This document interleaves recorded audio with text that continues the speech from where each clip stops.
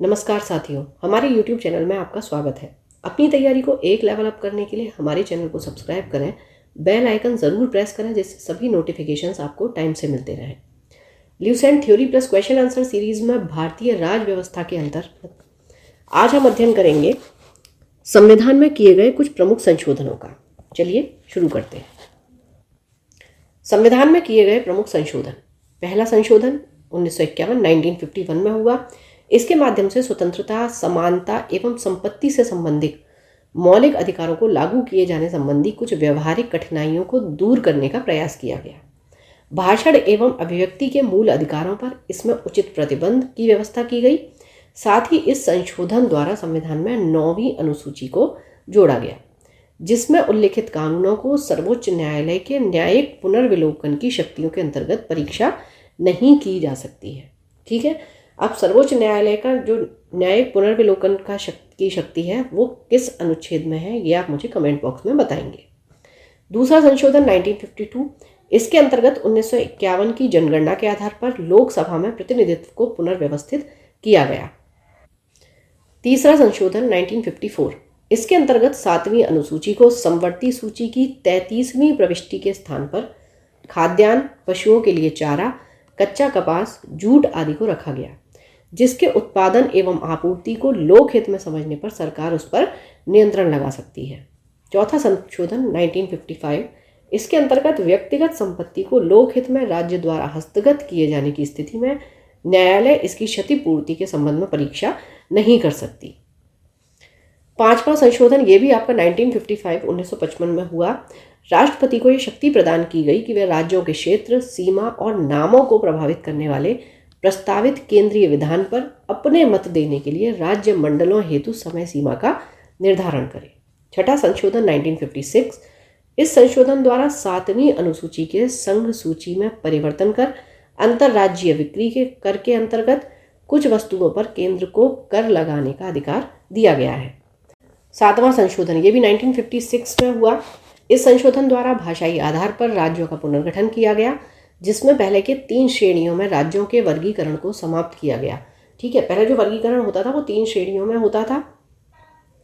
अच्छा देखिए, श्रेणियों की अगर हम बात करेंगे तो 26 जनवरी 1950 को क्या हुआ था, ये श्रेणियों में राज्यों को बांटने का क्रम शुरू हुआ था, जिसमें क्या होता था भाग ए, बी, सी और डी। तो ए में क्या होता था, ब्रिटिश भारत के जो पूर्व गवर्नर प्रांत थे, जो एक गवर्नर और राज्य विधायिका द्वारा शासित थे, ये ए में डाले गए थे। जैसे इसमें क्या क्या आता था, बम्बई, मद्रास, असम, बिहार, मध्य प्रांत, पूर्वी पंजाब, ये सारे। भाग बी में था जो पूर्व में रियासतें थीं, उन्हें भाग बी में डाला गया था इन श्रेणियों में। हैदराबाद, जम्मू कश्मीर, पटियाला, पूर्वी पंजाब, ये सब। फिर भाग सी की बात करेंगे तो इसमें कुछ रियासतें थीं और पूर्व मुख्य आयुक्तों के प्रांत थे, जैसे अजमेर, भोपाल, कुर्ग, दिल्ली, इस तरीके के। और इसमें भाग डी और था, जिसमें अंडमान और निकोबार द्वीप समूह था। ठीक है, तो इन श्रेणियों को समाप्त कर दिया गया और क्या हुआ, राज्यों एवं केंद्र शासित प्रदेशों में उन्हें विभाजित किया गया। तो उस समय की अगर हम देखिए बात करेंगे तो विभाजन से पहले क्या हुआ था, 565 रियासतें होती थी और 17 प्रांत होते थे। ठीक है, जब 1956 में राज्यों का पुनर्गठन हुआ उसके बाद 14 राज्य और 6 केंद्र शासित प्रदेश।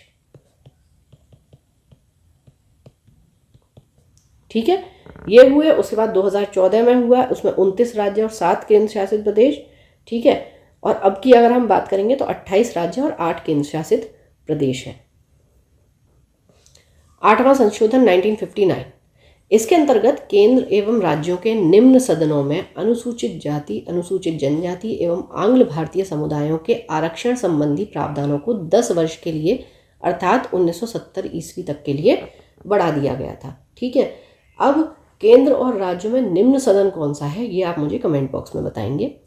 9वां संशोधन 1960, इसके द्वारा संविधान की प्रथम अनुसूची में परिवर्तन करके भारत और पाकिस्तान के बीच 1958 की संधि की शर्तों के अनुसार बेरू, बारी और खुलना आदि क्षेत्र पाकिस्तान को दे दिए गए। 10वां संशोधन 1961, इसके अंतर्गत भूतपूर्व पुर्तगाली अंतः क्षेत्रों दादर एवं नागर हवेली को भारत में शामिल कर उन्हें केंद्र शासित प्रदेश का दर्जा दिया गया। 11वां संशोधन 1961, इसके अंतर्गत उपराष्ट्रपति के निर्वाचन के प्रावधानों में परिवर्तन कर इस संदर्भ में दोनों सदनों के संयुक्त अधिवेशन को बुलाया गया।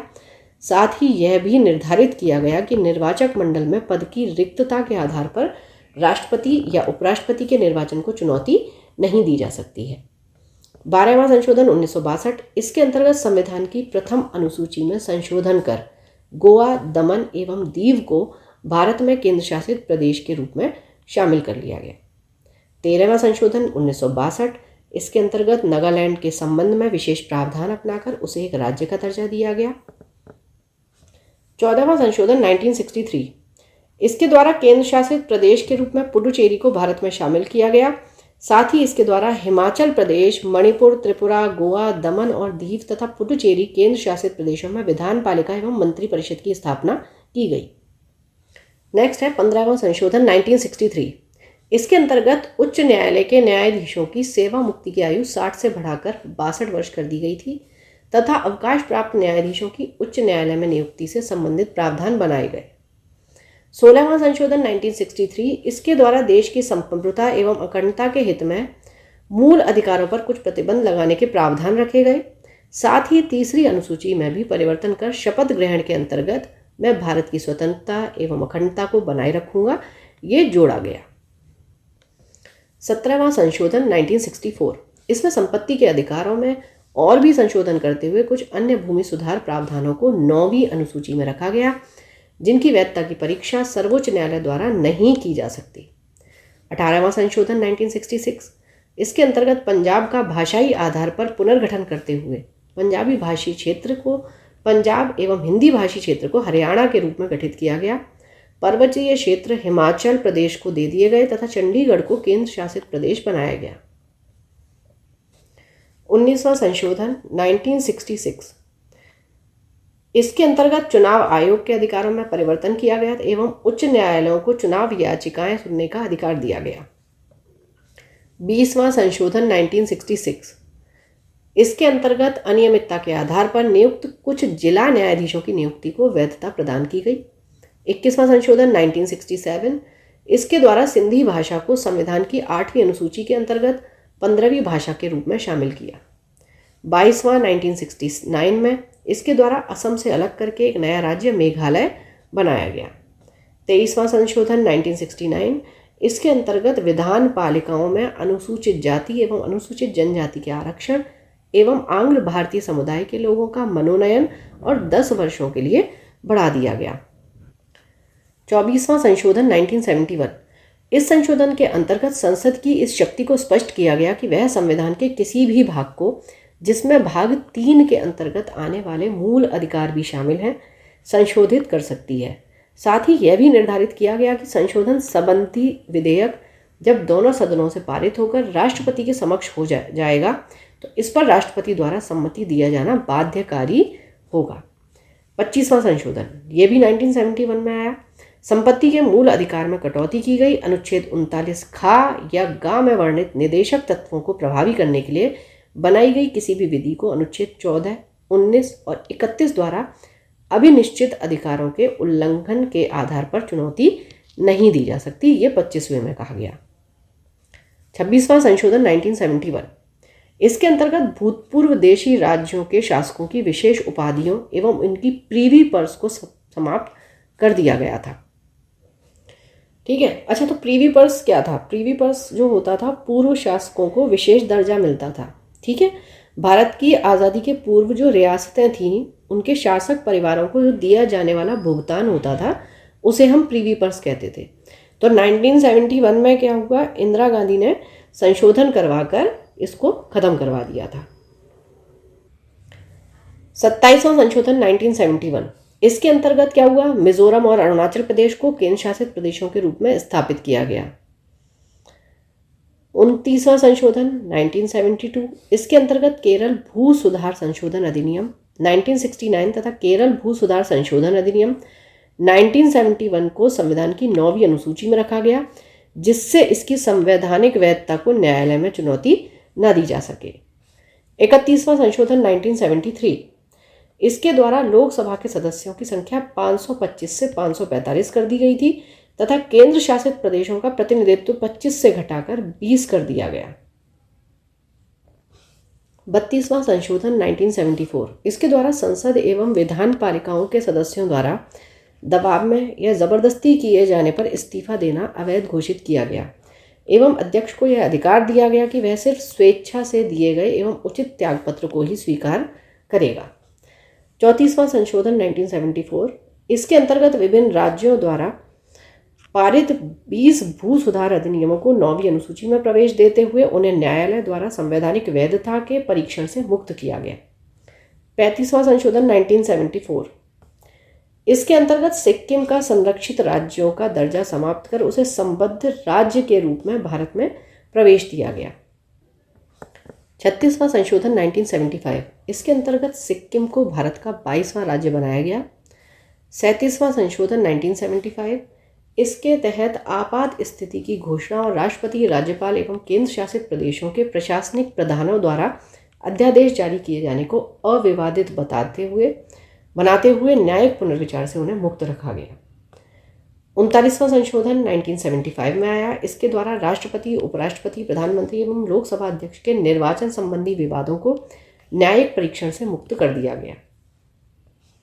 41वां संशोधन 1976, इसके द्वारा राज्य लोक सेवा आयोग के सदस्यों की सेवा मुक्ति की आयु सीमा 60 से बढ़ाकर 62 वर्ष कर दी गई, पर संघ लोक सेवा आयोग के सदस्यों की सेवानिवृत्ति की अधिकतम आयु 65 वर्ष रहने दी गई थी।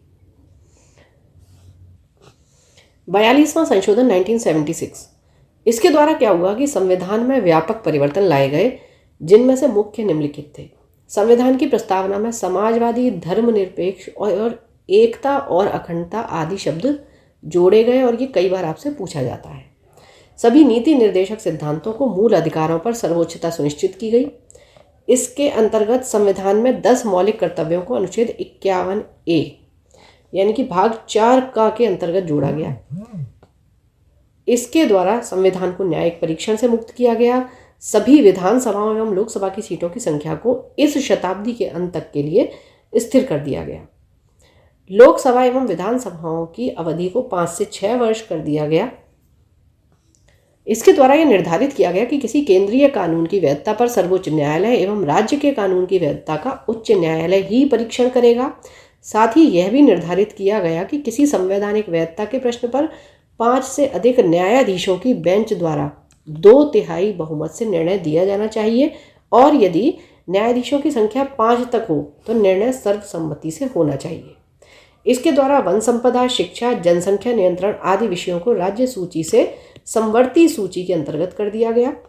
इसके अंतर्गत निर्धारित किया गया कि राष्ट्रपति मंत्रिपरिषद एवं उसके प्रमुख प्रधानमंत्री की सलाह के अनुसार कार्य करेगा। इसने संसद को राष्ट्र विरोधी गतिविधियों से निपटने के लिए कानून बनाने के अधिकार दिए एवं सर्वोच्चता स्थापित की। 44वां संशोधन 1978, इसके अंतर्गत राष्ट्रीय आपात स्थिति लागू करने के लिए आंतरिक अशांति के स्थान पर सैन्य विद्रोह का आधार रखा गया एवं आपात स्थिति संबंधी अन्य प्रावधानों में परिवर्तन लाया गया, जिससे उनका दुरुपयोग ना हो। इसके द्वारा संपत्ति के अधिकार को मौलिक अधिकारों के भाग से हटाकर विधिक अधिकारों की श्रेणी में रख दिया गया। लोकसभा तथा राज्य विधानसभाओं की अवधि 6 वर्ष से घटाकर पुनः 5 वर्ष कर दी गई। उच्चतम न्यायालय को राष्ट्रपति तथा उपराष्ट्रपति के निर्वाचन संबंधी विवाद को हल करने की अधिकारिता प्रदान की गई। 50वां संशोधन 1984, इसके द्वारा अनुच्छेद 33 में संशोधन कर सैन्य सेवाओं की पूरक सेवाओं में कार्य करने वालों के लिए आवश्यक सूचनाएं एकत्रित करने, देश की संपत्ति की रक्षा करने और कानून तथा व्यवस्था से संबंधित दायित्व भी दिए गए। साथ ही इन सेवाओं द्वारा उचित कर्तव्य पालन हेतु संसद को कानून बनाने के अधिकार भी दिए गए। 52वां संशोधन 1985, इस संशोधन के द्वारा राजनीतिक दल बदल पर अंकुश लगाने का लक्ष्य रखा गया। इसके अंतर्गत संसद या विधानमंडलों के उन सदस्यों को अयोग्य घोषित कर दिया जाएगा जो उस दल को छोड़ते हैं जिसके चुनाव चिन्ह पर उन्होंने चुनाव लड़ा था। पर यदि किसी दल की संसदीय पार्टी के 1/3 सदस्य अलग दल बनाना चाहते हैं तो उन पर अयोग्यता लागू नहीं होगी। दल बदल विरोधी इन प्रावधानों को संविधान की 10वीं अनुसूची के अंतर्गत रखा गया है। 53वां संशोधन 1986, इसके अंतर्गत अनुच्छेद 371 में खंड जी जोड़कर मिजोरम को राज्य का दर्जा दिया गया।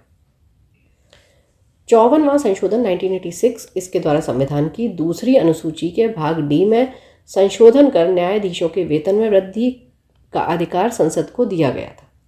55वां संशोधन 1986, इसके अंतर्गत अरुणाचल प्रदेश को राज्य बनाया गया। 56वां संशोधन 1987, इसके अंतर्गत गोवा को एक राज्य का दर्जा दिया गया और दमन और दीव को केंद्र शासित प्रदेश के रूप में ही रहने दिया गया।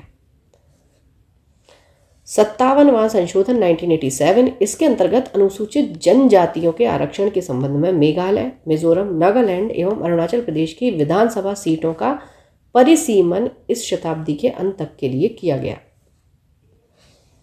58वां संशोधन 1987, इसके द्वारा राष्ट्रपति को संविधान का प्रमाणिक हिंदी संस्करण प्रकाशित करने के लिए अधिकृत किया गया। 60वां संशोधन 1988, इसके अंतर्गत व्यवसाय कर की सीमा 250 रुपये से बढ़ाकर 2500 रुपये प्रति व्यक्ति प्रतिवर्ष कर दी गई। 61वां संशोधन 1989, इसके द्वारा मतदान के लिए आयु सीमा 21 वर्ष से घटाकर 18 वर्ष लाने का प्रस्ताव रखा गया। 65वां संशोधन 1990, इसके द्वारा अनुच्छेद 338 में संशोधन करके अनुसूचित जाति तथा जनजाति आयोग के गठन की व्यवस्था की गई। 69वां संशोधन 1991, दिल्ली को राष्ट्रीय राजधानी क्षेत्र बनाया गया तथा दिल्ली संघ राज्य क्षेत्र के लिए विधानसभा और मंत्री परिषद का उपबंध किया गया। 70वां संशोधन 1992, दिल्ली और पुडुचेरी संघ राज्य क्षेत्रों की विधानसभाओं के सदस्यों को राष्ट्रपति के लिए निर्वाचक मंडल में सम्मिलित किया गया। 71वां संशोधन 1992, 8वीं अनुसूची में कोंकणी, मणिपुरी और नेपाली भाषा को सम्मिलित किया गया। 73वां संशोधन 1993, इसके अंतर्गत संविधान में 11वीं अनुसूची जोड़ी गई। इसके पंचायती राज संबंधी प्रावधानों को सम्मिलित किया गया। इस संशोधन के द्वारा संविधान में भाग 9 जोड़ा गया। इसमें अनुच्छेद 243 और अनुच्छेद 243 का से 243 ण तक अनुच्छेद हैं। 74वां संशोधन 1993, इसके अंतर्गत संविधान में 12वीं अनुसूची शामिल की गई, जिसमें नगर पालिका, नगर निगम और नगर परिषदों से संबंधित प्रावधान किए गए हैं। इस संशोधन के द्वारा संविधान में भाग 9 का जोड़ा गया। इसमें अनुच्छेद 243 से अनुच्छेद 243 य द तक के अनुच्छेद हैं। 73वां संशोधन 25 अप्रैल 1993 से 74वां 1 जून 1993 से प्रवृत्त हुआ। 76वां संशोधन 1994, इस संशोधन अधिनियम द्वारा संविधान की 9वीं अनुसूची में संशोधन किया गया और तमिलनाडु सरकार द्वारा पारित पिछड़े वर्गों के लिए सरकारी नौकरियों में 69% आरक्षण का उपबंध करने वाली अधिनियम को 9वीं अनुसूची में शामिल कर दिया गया है। 78वां संशोधन 1995, इसके द्वारा 9वीं अनुसूची में विभिन्न राज्यों द्वारा पारित 27 भूमि सुधार विधियों को समाविष्ट किया गया है। इस प्रकार 9वीं अनुसूची में सम्मिलित अधिनियमों की कुल संख्या 284 हो गई है। 79वां संशोधन 1999, अनुसूचित जातियों तथा अनुसूचित जनजातियों के लिए आरक्षण की अवधि 25 जनवरी 2010 तक के लिए बढ़ा दी गई है। इस संशोधन के माध्यम से व्यवस्था की गई कि अब राज्यों को प्रत्यक्ष केंद्रीय करों से प्राप्त कुल धनराशि का 29% हिस्सा मिलेगा। 82वां संशोधन 2000, इस संशोधन के द्वारा राज्यों को सरकारी नौकरियों में आरक्षित रिक्त स्थानों की भर्ती हेतु प्रोन्नति के मामलों में अनुसूचित जातियों एवं अनुसूचित जनजातियों के अभ्यर्थियों के लिए न्यूनतम प्राप्तांकों में छूट प्रदान करने की अनुमति प्रदान की गई। 83वां संशोधन 2000, इस संशोधन द्वारा पंचायती राज संस्थाओं में अनुसूचित जाति के लिए आरक्षण का प्रावधान न करने की छूट प्रदान की गई है। अरुणाचल प्रदेश में कोई भी अनुसूचित जाति न होने के कारण उसे यह छूट प्रदान की गई है। 84वां संशोधन 2001, इस संशोधन अधिनियम द्वारा लोकसभा तथा विधानसभाओं की सीटों की संख्या में वर्ष 2026 में तक कोई भी परिवर्तन न करने का प्रावधान किया गया है। 85वां संशोधन 2001, सरकारी सेवाओं में अनुसूचित जाति जनजाति के अभ्यर्थियों के लिए पदोन्नतियों में आरक्षण की व्यवस्था। 86वां संशोधन 2002, इस संशोधन अधिनियम द्वारा देश के 6 से 14 वर्ष तक के बच्चों के लिए अनिवार्य एवं निःशुल्क शिक्षा को मौलिक अधिकार के रूप में मान्यता देने संबंधी प्रावधान किया गया है। इसे अनुच्छेद 21 क के अंतर्गत संविधान में जोड़ा गया। इस अधिनियम द्वारा संविधान के अनुच्छेद 45 तथा अनुच्छेद 51 का में संशोधन किए जाने का प्रावधान है। 87वां संशोधन 2003। परिसीमन में जनसंख्या का आधार 1951 ईस्वी की जनगणना के स्थान पर 2001 कर दी गई है। 88वां संशोधन 2003। सेवाओं पर कर का प्रावधान। 87वां संशोधन 2003। परिसीमन में जनसंख्या का आधार 1991 की जनगणना के आधार पर 2001 कर दी गई है। 88वां संशोधन 2003। सेवाओं पर कर का प्रावधान। 89वां संशोधन 2003। अनुसूचित जनजाति के लिए पृथक राष्ट्रीय आयोग की स्थापना। 90वां संशोधन 2003। असम विधानसभा में अनुसूचित जनजातियों और गैर अनुसूचित जनजातियों का प्रतिनिधित्व बरकरार रखते हुए बोडोलैंड टेरिटोरियल काउंसिल क्षेत्र गैर जनजाति के लोगों के अधिकारों की सुरक्षा। 91वां संशोधन 2003। दल बदल व्यवस्था में संशोधन केवल संपूर्ण दल के विलय को मान्यता, केंद्र तथा राज्य में मंत्रिपरिषद के सदस्य संख्या क्रमशः लोकसभा तथा विधानसभा की सदस्य संख्या का 15% होगा। जहां सदन की संख्या 40-40 है वहां अधिकतम 12 होगी। 92वां संशोधन 2003, इसको हम 92वां भी बोलेंगे। संविधान की 8वीं अनुसूची में बोडो, डोगरी, मैथिली और संथाली भाषाओं का समावेश। 93वां संशोधन 2006। शिक्षा संस्थानों में अनुसूचित जाति और जनजाति और अन्य पिछड़े वर्गों के नागरिकों के दाखिले के लिए सीटों के आरक्षण की व्यवस्था संविधान के अनुच्छेद 15 की धारा 4 के प्रावधानों के तहत की गई है। 94वां संशोधन 2006। इस संशोधन द्वारा बिहार राज्य को एक जनजाति कल्याण मंत्री नियुक्त करने के उत्तरदायित्व से मुक्त कर दिया गया तथा इस प्रावधान को झारखंड व छत्तीसगढ़ राज्यों में लागू करने की व्यवस्था की गई। मध्य प्रदेश एवं ओडिशा राज्य में यह प्रावधान पहले से ही लागू है। 95वां संशोधन 2009। इस संशोधन द्वारा अनुच्छेद 334 में संशोधन कर लोकसभा में अनुसूचित जातियों व अनुसूचित जनजातियों के आरक्षण एवं आंग्ल भारतीयों को मनोनीत करने संबंधी प्रावधान को 2020 तक के लिए बढ़ा दिया गया। 96वां संविधान संशोधन 2011। संविधान की 8वीं अनुसूची में उड़िया के स्थान पर ओडिया लिखा जाए।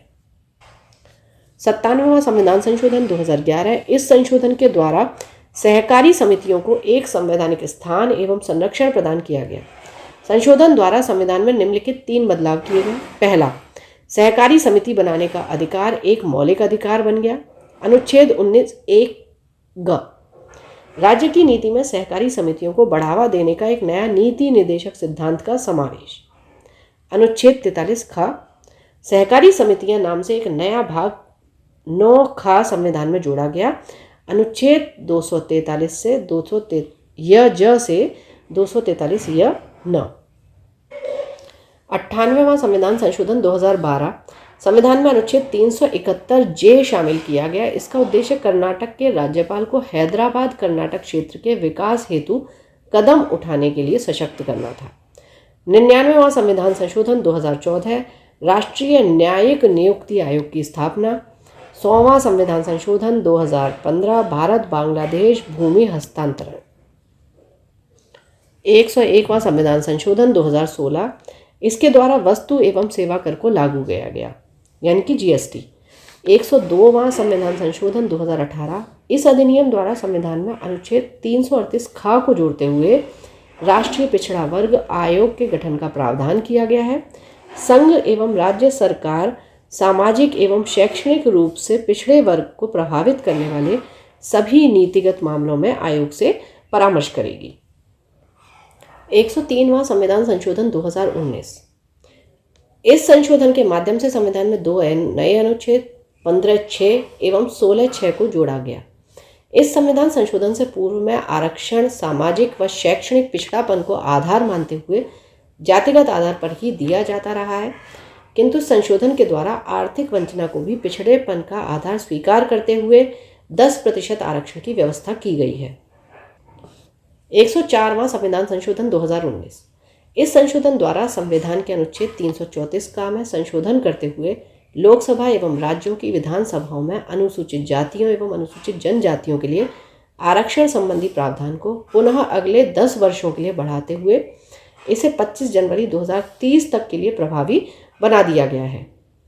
105वां संविधान संशोधन 2021। संशोधन के राष्ट्रपति केवल केंद्र सरकार के उद्देश्य के लिए सामाजिक और शैक्षिक रूप से पिछड़े वर्गों की सूची को अधिसूचित कर सकते हैं। यह केंद्रीय सूची केंद्र सरकार द्वारा तैयार और अनुरक्षित की जाएगी।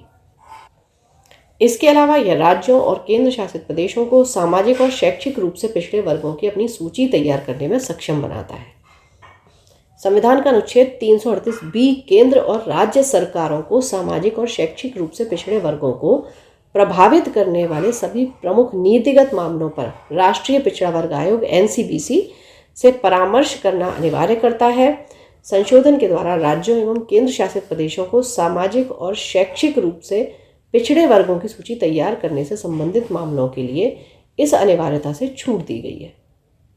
राष्ट्रपति रामनाथ कोविंद ने 18 अगस्त 2021 को 105वें संविधान संशोधन अधिनियम 2021 को अपनी स्वीकृति दी और इसे संसद द्वारा 11 अगस्त 2021 को 127वें संशोधन विधेयक 2021 के रूप में पारित किया गया। अच्छा, 105 के बाद 106वां संविधान संशोधन आया 2023 में। इसमें क्या कहा गया है कि लोकसभा, राज्य विधानसभाओं, राष्ट्रीय राजधानी क्षेत्र दिल्ली, यहाँ की विधानसभा में महिलाओं के लिए सभी सीटों के से 1/3 सीटें आरक्षित करता है। ठीक है, और इसमें SC और ST के लिए आरक्षित सीटें भी शामिल हैं। ये आपका 106वां संविधान संशोधन है। अच्छा, एक चीज और पूछ ली जाती है, देखिए 106वां तो संविधान संशोधन बना, लेकिन ये विधेयक कौन सा था? तो ये विधेयक था 128वां संविधान संशोधन विधेयक। ठीक है, विधेयक क्या होता है कि ये बिल नंबर जो था ये था, और उसमें से जब ये संशोधन हो गया तो वो 106वां था, क्योंकि सारे विधेयक संशोधन में कन्वर्ट नहीं होते हैं। तो 128वां संविधान संशोधन विधेयक था और 106वां संविधान संशोधन था। ठीक है, तो ये रिसेंट है इसलिए इम्पोर्टेंट है। चलिए अब संविधान संशोधन से संबंधित कुछ क्वेश्चन आंसर्स कर लेते हैं। संविधान के किस भाग एवं अनुच्छेद में संविधान संशोधन प्रक्रिया का उल्लेख है? तो भाग 20 अनुक्रमांक 368। भारतीय संविधान में संशोधन होता है धारा 368 के अनुसार। भारतीय संविधान की कौन सी विशेष व्यवस्था दक्षिण अफ्रीका के संविधान से ली गई है? संविधान संशोधन। संविधान संशोधन कितने प्रकार से किया जा सकता है? 3। संविधान संशोधन हेतु विधेयक सर्वप्रथम कहाँ प्रस्तुत किया जाता है? संसद में। संविधान में संशोधन की पहल की जा सकती है कहाँ पर? संसद के किसी भी एक सदन में। संविधान के अधिकांश अनुच्छेदों को संशोधित करने के लिए कौन सी प्रक्रिया अपनाई जाती है? साधारण बहुमत द्वारा। भारतीय संविधान के अधिकांश भाग संशोधित किया जाता है अकेले संसद के द्वारा। क्या राज्य विधानमंडल संविधान संशोधन प्रक्रिया को प्रारंभ कर सकता है? तो नहीं। संविधान में संशोधन नहीं किए जा सकते हैं किसके द्वारा? जनमत संग्रह से कोई संशोधन नहीं होता है। भारत के संविधान में प्रथम संशोधन कब किया गया? 1951। प्रथम संवैधानिक संशोधन अधिनियम 1951 में बना। प्रथम संवैधानिक संशोधन अधिनियम किससे संबंधित था? कुछ राज्यों के कृषि भूमि सुधार से। भूतकालिक प्रभाव से लागू होने वाला अपनी तरह का पहला संविधान संशोधन अधिनियम कौन सा है? 10वां।